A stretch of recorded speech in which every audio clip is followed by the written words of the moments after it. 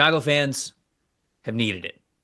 I think Yeah. they've needed it. I understand. Like, the Caleb Williams, they're flying high. They got their franchise quarterback, but still, it feels like since then, things have not gotten off to the right start with that Caleb Williams investment. Now they get the prize of any potential head coach in Ben Johnson. So, talk to us kind of about how we got here and just the vibes with the Chicago fan base, how they're feeling. And then you got to talk to Ben Johnson as well. So, tell us all about that. Yeah, this is it's a good day in Chicago, and that's what kept being reiterated by both Ryan Poles and Kevin Warren, the team president. We heard from George McCaskey as well, who got up and spoke and talked about how good of a feeling it is to have gotten Ben Johnson. From everything that Ryan Poles said, he was really their top target. Ben Johnson was their top target all throughout this process, and that was blatantly apparent when they had brought him in for a Zoom interview, not brought him in, but they had a Zoom interview with him as what the NFL regulations and rules in this coaching search stipulate before Detroit's first playoff game. While they were on that bye week, Aaron Glenn and Ben Johnson were both able to meet with teams virtually. That happened with the Chicago Bears. It was an hours long, I think 3 hours long, I believe is what was reported, conversation between Ben Johnson and Ryan Poles and Kevin Warren and the whole hiring contingent in Chicago. And from everything that we heard and what was told to us, Ben Johnson got on the Zoom and said, "I want this job." And he said that before they started recording, and he said it after they started recording. He was like, "Did I mention I want this job?" This is something that he was super excited to be a part of. He really loves kind of the pieces that are already on Chicago's roster. Most importantly, obviously, Caleb Williams. He sees a lot in Caleb Williams that he can work with. He talked so much about how they're going to strip this offense down to the studs, this whole organization really, and the culture and everything down to the studs to build it back up, a la the way they did things in Detroit. But he was very, very direct in saying this offense is not going to look like Detroit's offense. This offense is going to be dictated by Caleb Williams, what he does well. Everything is going to be kind of tailored to his skill set, as well as the other pieces on the team. And then I asked him when we got a breakout session with him after he had gotten off of the podium and stuff. We were all sitting around with him, and I asked him, I was like, we've seen you get the best out of guys and kind of really evaluate and identify things that make guys special. And I use the example of Jahmyr Gibbs and just what a playmaker he is and all the different ways that he's found to use Jahmyr and how much the offense, relies on someone like that. And I'm like, I know, he's a running back. Caleb Williams is a quarterback, but what is it about Caleb Williams that you find specifically so special? And he did not hesitate. He said that the confidence with which that those tight window throws and the fact that he's confident in his abilities, not just outside the numbers, but over the middle of the field as well, him having the confidence to make those throws and being able to make those throws, he said there's already a lot to work with. But then he said to me, he was like, I know you're talking about player strengths. I'm just as much looking forward to player weaknesses and figuring out how to develop and improve those things and build the offense even around the weaknesses of players. So, as long as they can improve those things and really become kind of a well-rounded attack. I was very impressed. He said all of the right things. Obviously, this isn't the first time the Chicago Bears have brought in somebody that has made promises and has sounded and looked the part. But this time around, the Bears did do something that they just haven't historically done, which is they went out and they paid Ben Johnson. They would not give us a figure, but from everything that Ryan Poles and Kevin Warren said, especially if you're reading between the lines, that figure was by far and away the most of someone who has never been a head coach before. And Kevin Warren used the phrase, we know that you get what you pay for, and they're expecting a lot out of Ben Johnson. So I'm very interested to see how this all transpires, but it does sound like he's ready for it, and that was something that he wanted to do this year, whereas he said he wasn't ready last year.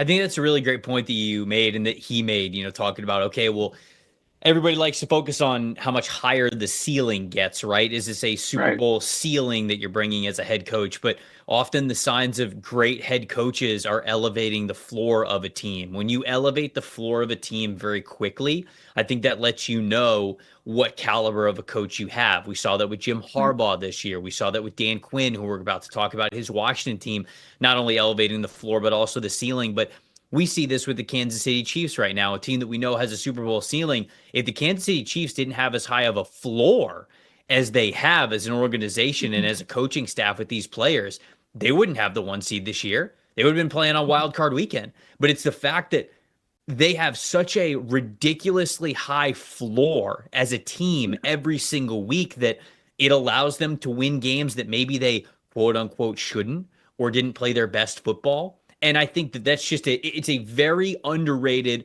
under talked about, underappreciated part of a great head coach is that Yep. the best ones, I'm not saying this is always the case, but often the best ones turn things around very quickly. And things look different very quickly because they're good head coaches. And there's a lot of slack given to certain coaches when it comes to situations. And I'm not saying that all of it doesn't have its points. I think context is always important for any situation. But there are a lot of examples out there where you hired the right coach and you might not have won the Super Bowl your first year. You got a hell of a lot better. You get either a lot Mhm. closer to 500 or you were around 500 or you were a little bit above 500, right? And again, I go back to the Chargers and Commanders, two teams that hired very good head coaches that immediately elevated whatever the floor was of rosters that weren't supposed to be that good. So Chicago's Right. now in a situation where Chicago actually has a good roster, right? All around. Now, is it perfect quite yet? No. They're going to spend a lot of emphasis, I think, in the offensive line in particular this upcoming Yes. offseason when it comes to free agency and the draft. But there's a lot of talent in Chicago. And so I understand they play in a good division. This team should be significantly better next year. This should be an Mhm. above 500 football team. And I think that if Ben Johnson is the coach that we all believe that he's going to be, we're going to be able to see that. Sometimes it's tough when those first time head coaches, right? I just mentioned Dan Right. Quinn had been a head coach before. Jim Right. Harbaugh Jim Harbaugh been a head had been a coach. head coach before. So that goes into it a little bit, but you Sure. that's what I'm going to pay attention to the most with Chicago. They're not winning a Super Bowl next year. What's the floor like with this team? Yeah, and that's exactly what Ben Johnson was alluding to. And you dive into Ben Johnson's background, and he said it himself. He's said he's pretty low maintenance. He's not like this big ego-driven guy, but that's not to say he doesn't have the utmost confidence in himself because he really did things the hard way. I mean, he said point blank period that listen, I don't have a famous last name. I didn't play the game at a high level in the pros at least. He was a walk on at UNC at quarterback. And when they got fired from Miami, he had to start over with Detroit as a quality control coach again and kind of take a step back and reevaluate all of that. So he every step of the way he's like, and I've failed at multiple steps and I've learned from that failure. And he's like, I'm finally at a point in my career and with the confidence in myself that I know that I'm ready for this despite not having the head coach title before. And the biggest thing for me is going to be who he surrounds himself with. We didn't really get any clarity as to, if he is going to bring Dennis Allen with him or the offensive line coach from Detroit, who we thought there was a good chance that he was going to come with Ben, given their working relationship. But we don't know any of those questions quite yet. And I think that that's another thing that kind of determines these first time head coaches, their success is how much experience do they surround themselves with? How many resources do they bring in or do they allow for or do they ask for from the organization to really set them up for success?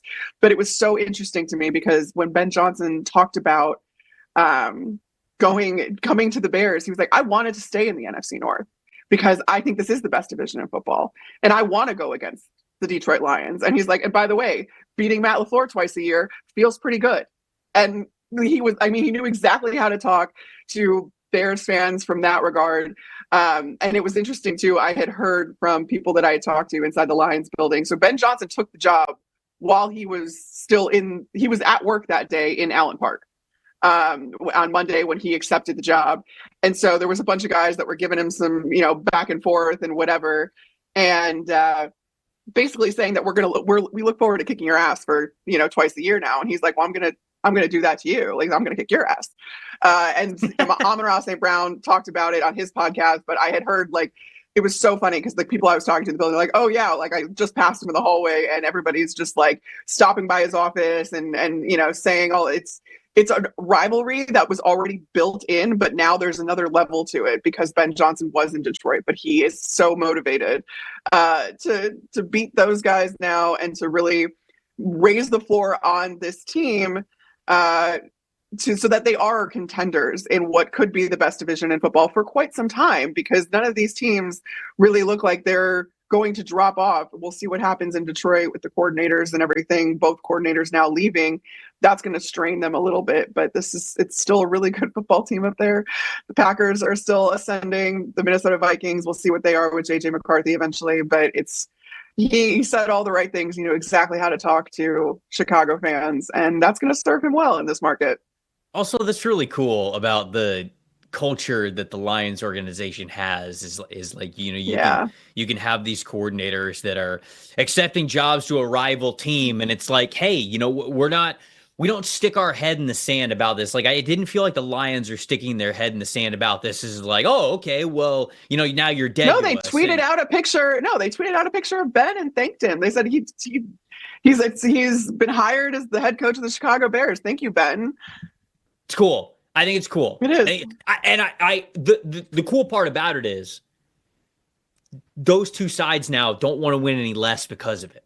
There's just, right. I think there's more of a, you can up the competitiveness with respect or hate. Sometimes sometimes each one of them has its own fireworks that you love, but very clearly, on that side of things, on Chicago and Detroit side of things, it's we want to get the better of you because of the utmost respect that they have for one another. The other teams, the Vikings, the Packers, I know they have the utmost respect for each other, but probably a little bit of hate in there too, just because of. The Bears absolutely hate the Packers, and that's just one of the best rivalries in the NFL. You know what I'm saying? Like, it is. It's one of the last ones really left. It really is. So, yeah, I mean, the fact that he brought up Matt LaFleur and beating Matt LaFleur twice, I mean, I was like, oh, you know what you're doing. Well, good on you, sir. Like, well done. That's going to be clipped out, and that's going to get people fired up. So I love it. I love it. I do too. Again, this was the hire that was the most defensible by Chicago. This was the guy, the darling of this draft cycle. Mm-hmm. Even if it doesn't ultimately work out, Chicago can say, we made the best decision we possibly could have at the time. Yep. So I think it's a good point too. I think it's a really good point too. You can't really fault him if it, even if it doesn't work out. But I hope it does. I hope this is it. I hope they're really on the same page with Ryan Poles and that it all goes well, because Dan Campbell and Brad Holmes work very, very well together in Detroit, despite not having worked together really prior. Mm-hmm. So I'm hoping the same thing for Ben and Ryan, and it seems like that relationship is already blossoming. And I hope that for Chicago fans, because honestly, over on the NFL Stock Exchange channel, myself and Connor Rogers, Bears fans have been a big part of our fan base because they've been very in on the draft over the last 2 years. And the point of the draft, the point of the show and that whole channel that we have is to get better, is to make your runs, to open up your winning window. And I hope that it is wide open now for Chicago, because I know that is one of the most passionate fan bases that the NFL has.